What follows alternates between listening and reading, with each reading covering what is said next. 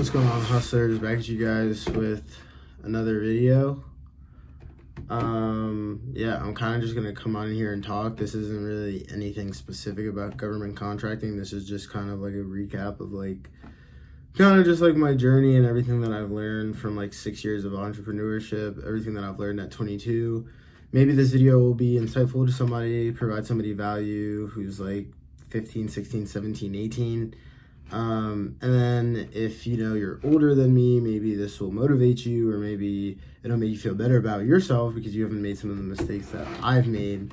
But yeah, without further ado, I'm gonna get into it. So tomorrow I turn 22.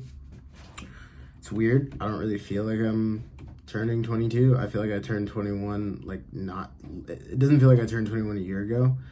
On my 21st birthday, I had just finished modeling to be in Paris Fashion Week for the brand Alchemist, and I had no intention of moving here into this apartment to start my flight training.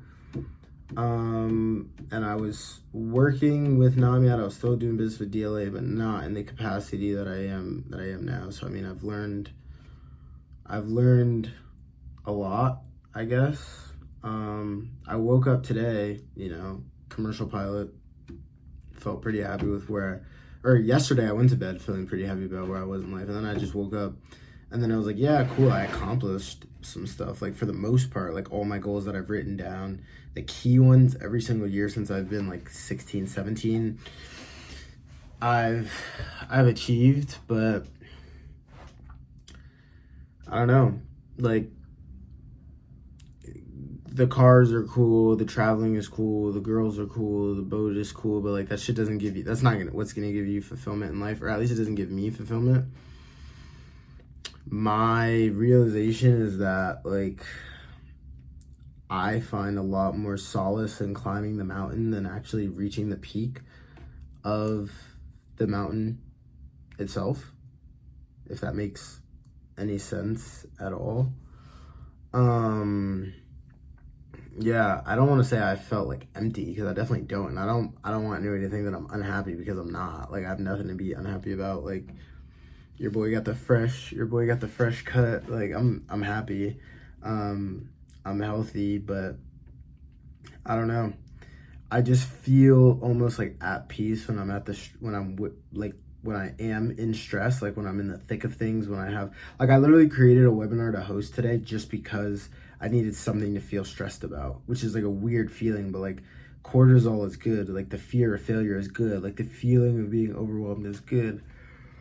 I would just absolutely hate it if I just had like no purpose in life. Like I felt like that yesterday and today, and then I was like, fuck it, I'm gonna create a webinar. But yeah, I don't know. A couple years ago I was working at a gas station, and it's like I am exactly where I am, or where I said I was going to be 4 years ago, maybe even a little bit further ahead, honestly.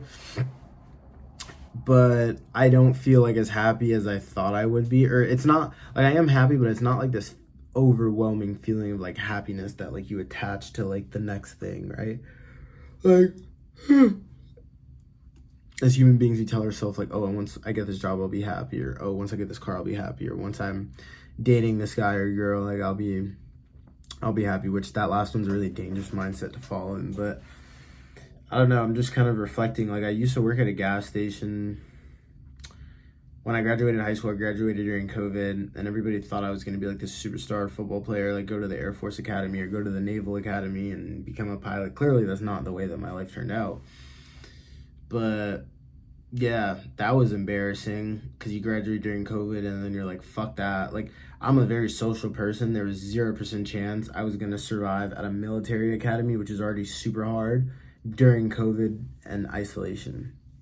I would have been able to do it if it wasn't during COVID. Like, I would have been able to keep my head above water, but holy shit, dude. Like, I wouldn't have been able to survive if it was like during COVID.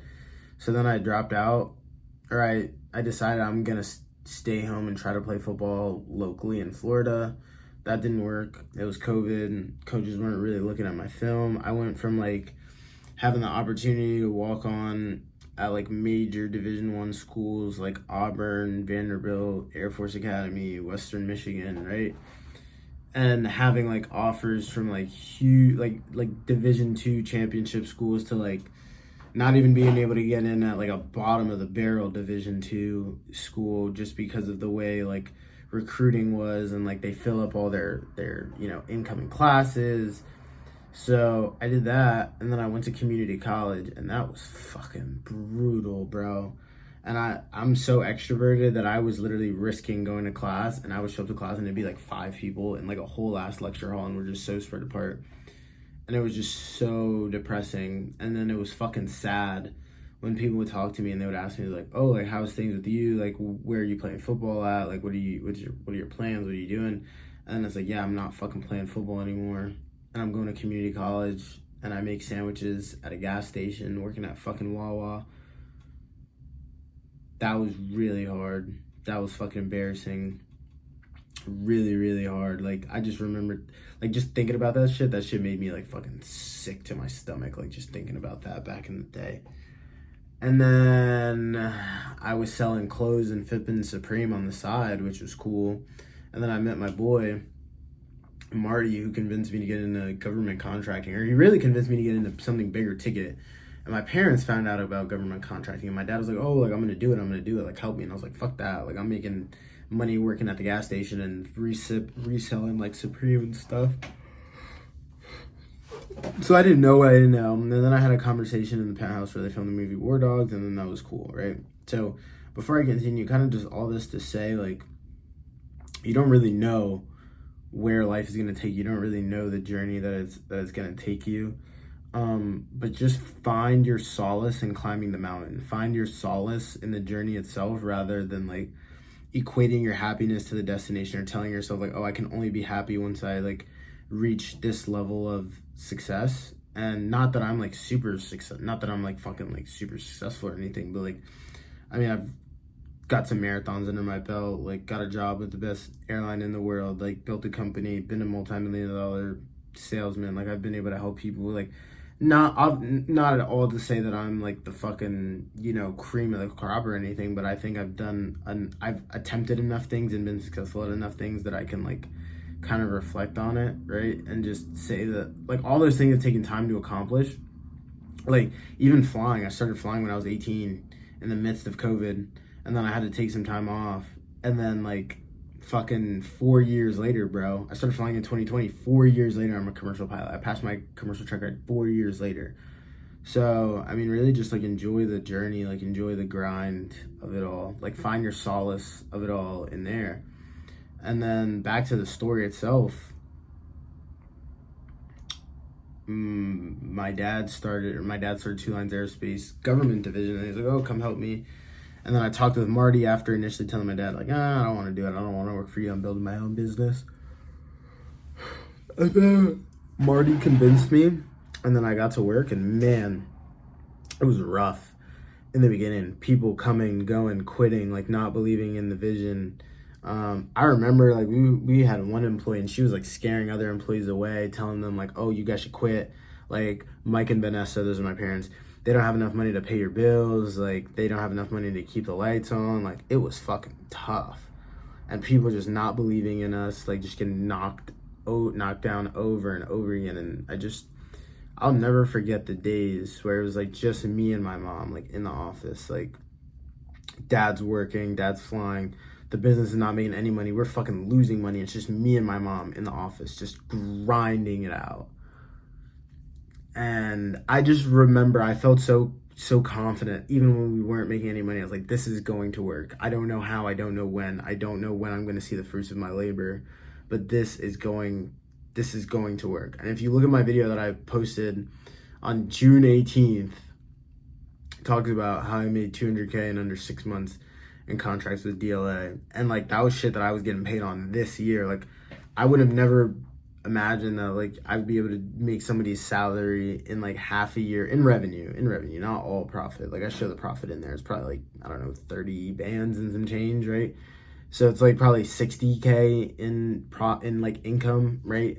but it's not bad. I mean, if you consider I'm running Namyad and I'm running marathons and posting on YouTube and fucking doing flight training, like, I don't think 60K is anything to scoff at if it's, you know, like basically a part-time job, right? But I just remember thinking, I was like, fuck, I don't know when this is gonna work. All I know is it's gonna pay off. And then, yeah, I've just taken like a lot of L's, bro. And I'm kind of just like reflecting, and I figured I would just like record this conversation and I'll be able to look back on it. Maybe the video bangs, maybe it fucking doesn't. I don't know. I don't really care. I've kind of been like really wanting to just go viral. And then I had to come to the realization, like, that's not really how this shit works. Like, you don't just go viral. Like, you just have to be consistent, and I have to consistently deliver to you guys, consistently give you guys value, and like keep building an audience. And I just have to keep posting. And then I realized, like, I need to just fall in love with the process of like posting again rather than going viral. So part of me falling in love with that again is like really just posting about the shit that I want to post about. And even if it's not like the best video, just putting something out there. Like, imperfect action will always beat perfect inaction. So yeah, I don't know, I just really wanted to reflect and kind of bring you guys back to the, like, remind you guys like of the story, because I know I posted like a story and it's like, oh, my journey at 21. Well, now I'm 22, and people are like, oh, well, I remember one guy commented and he was like, oh, you said you would never talk about cars, you said you would never talk about like anything designer. People change, bro. People fucking change. If you were me and you were in my shoes and you worked as hard as I had and you'd been punched in the mouth for the past 6 years like I had, shit, you probably would fucking buy a fat ass chain too. You probably would fucking take care of your parents too. You probably would go out of the country too. So I mean, I don't feel bad about it, but I do want you guys to know that like I am grateful, but I also want you guys to know like I'm not like an overnight success. Like, I'm a 6-year overnight success, and even then I still really don't think I'm successful. Like, I still don't feel satisfied. So yeah, like, just I want to give you guys some perspective and let you know, like, hey man, I'm super grateful, but like I've been getting punched in the mouth for 6 years, like trying to make this thing work, dude. And yeah, so fast forward, my mom and I, we were just grinding in the office, and then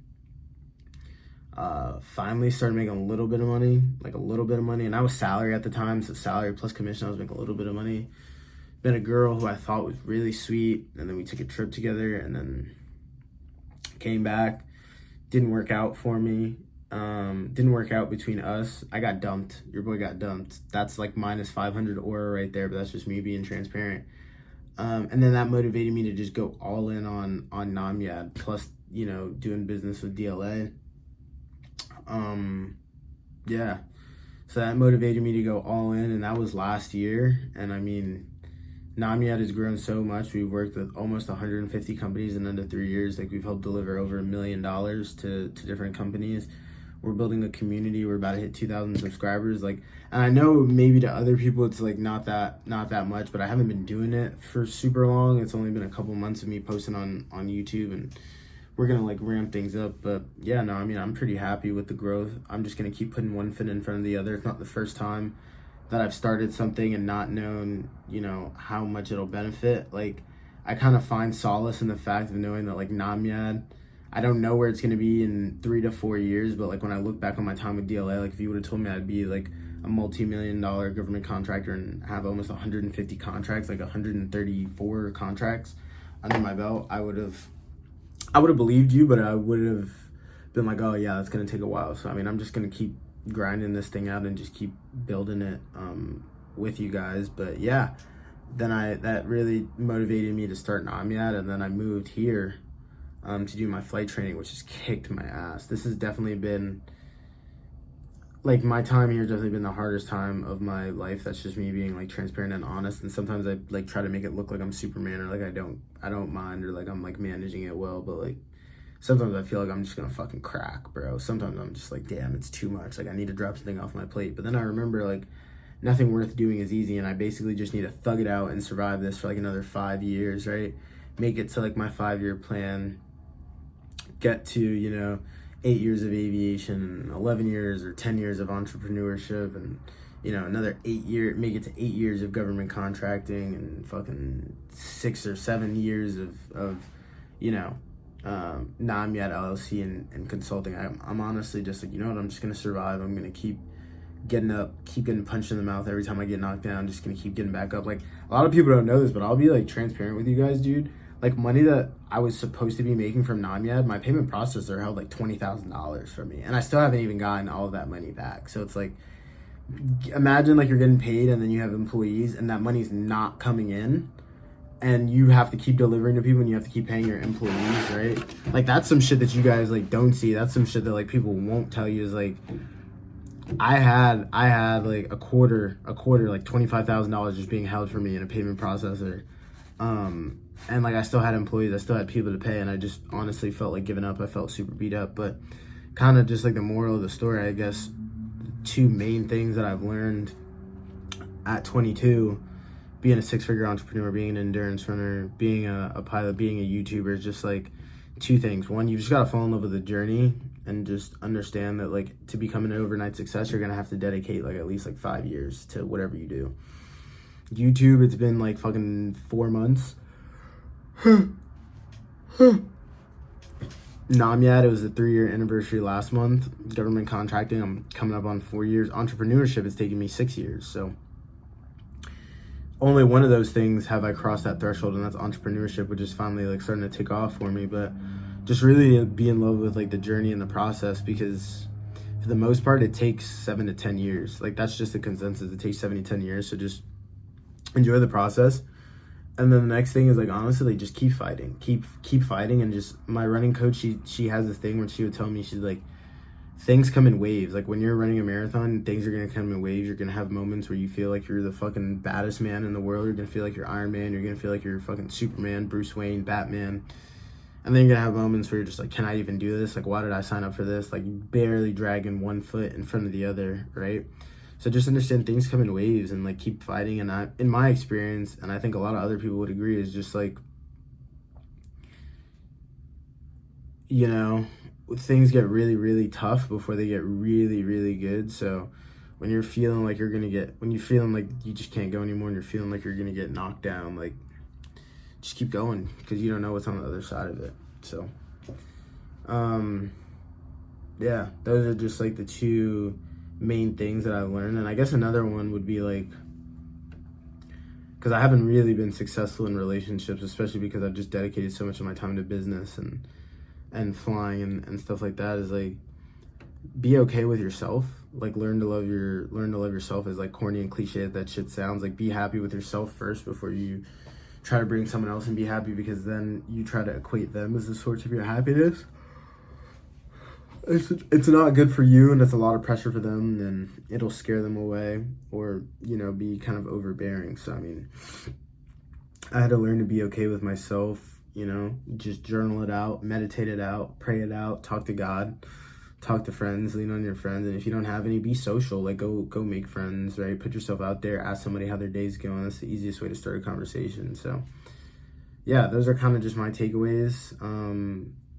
At, you know, 22, made, you know, over a little of $250,000 a year. I've lost a lot of that money because I'm an idiot and I like to spend a lot of money on stupid things. So it's not like I have $250,000 sitting in the bank. I don't even have $100,000 sitting in the bank, just being like fully transparent. I've been an idiot. I've lost a lot of money.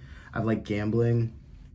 I like to party. I like taking trips.